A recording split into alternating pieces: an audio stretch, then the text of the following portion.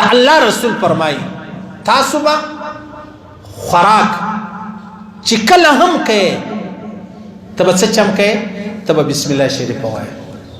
بسم الله شریفه په هر حال کې وایه د الله رسول فرمایي وایي چې کله یو سړی پر دسترخوان کښېني بسم الله شریفه ووایي یو سړی کور ته راننوتی بسم الله شریفه وویله د الله رسول فرمایي دا شیطان و نور شیطانانو ته وایي درځئ نه پر دسترخوان و موږ ته ګنجایش پاته سلو نه په دې کور کې د شپې ګنجایش و ما او تا ته پاته سلو درځئ بل ځای ولاړ سو شیطان د الله رسول فرمایي شیطان وایي وای دا چې کله د الله نوم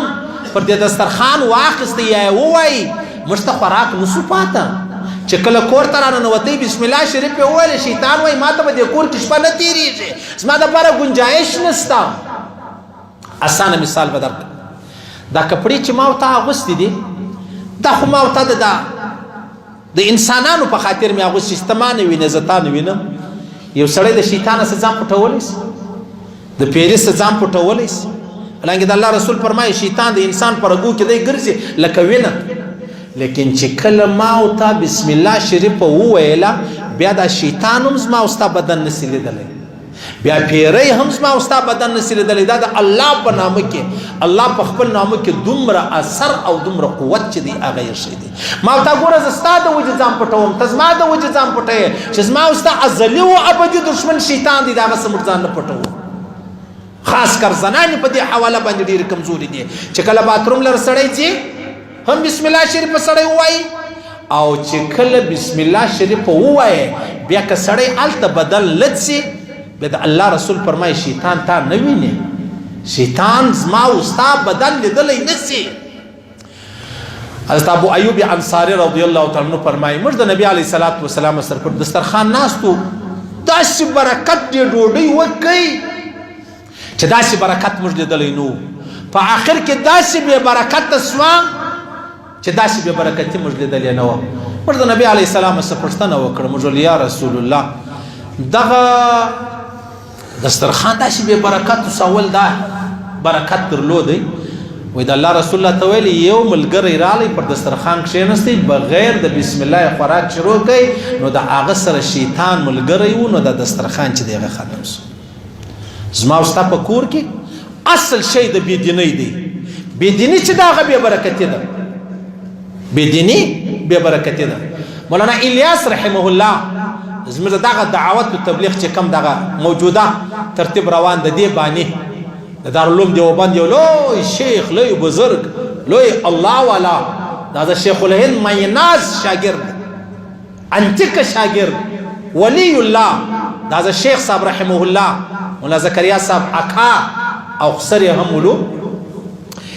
هغه به خپل کور ته تیل راغوښتو مطلب د 2 انو د 3 انو د 2 پیسو د 3 پیسو هر څه چې وي یوه جمعه چې بیا د تیل راغوښتو یو ورځ مخکې ختم سلو چې ختم سلو بیا ویلې پخوا به دونه تیل ګارېدل نن دونه تیل ګار سو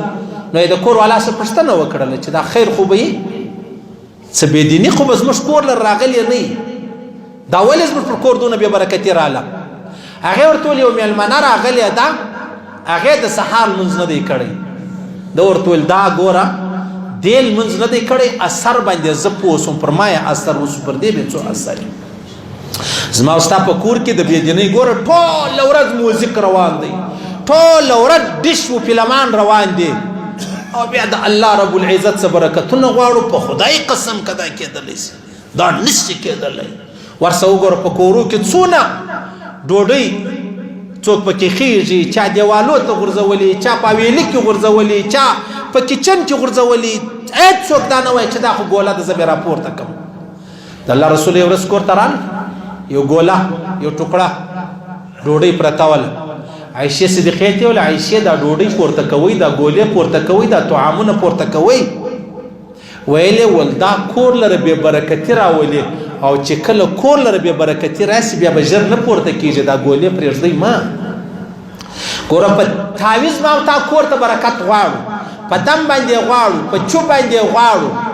لیکن چې د محمد رسول الله مبارک طریقه د په هغه بیا ما او تا نه غواړو نو لہذا د الله رسول فرمایي چې کله هم تاسو پر دسترخوان باندې کښېنستاست، تاسو کور ته رالاست، تاسو اوبه و چای و بوتل و شلومبې کولې، د الله نوم ورباندې ووایه، شیطان به ستا ملګری نه وي. د الله رسول فرمایي دوه شیطانان سره یو ځای شو، یو ډېر چاغ و بل ډېر ډنګر و کمزوری و. بیا یوه بل ته ویل ستا خو ډېر کار جوړ دی، خیر څنګه کیسه ده؟ هغه ویل یاره زه خو چې د کوم مسلمان سره ګرځم هغه چې هر شی خوري د الله نوم نور باندې وایي، زه ملګری یم، زه ورسره خورم. د ته ویل ته ولې داسې یې؟ ول زه چې د کوم مسلمان سره ورسره یم هغه پر هر شي د الله نوم وایي، نو ماته موقع نه میلاویږي زه د لوږې مړ کړلمه. حتی جناب نبی کریم صلی الله علیه وسلم فرمایي چې ته خپلې کوروالا ته ورځې، خپلې بیبي ته ورځې، لا هم بسم الله شریف ووایه. ولې؟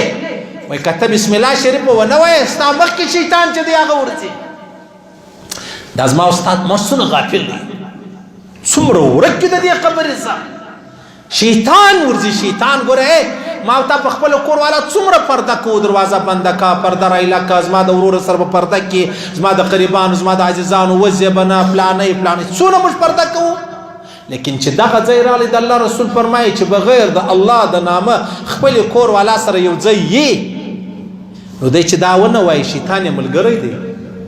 شیطان یې ملګری دی. د الله نوم ووایه، الله ووایه، سبحان الله ووایه، الله اکبر ووایه، لا اله الا الله ووایه، خالي بسم الله نه چې بسم الله الرحمن الرحیم سړی ووایي. که پره بسم الله ووایم ستا خوښه ده، که خالي بسم الله ووایم ستا خوښه ده، که الله ووایم ستا خوښه ده. الله نوم پکار دی چې سړی ووایي، بیا به پر دسترخوان و پر کور و پر راشن و پر د میاشتې پر تنخوا پر دې باندې بیا الله بیا برکتي چې د هغه نه راولي. دا خبره ختمه شوله.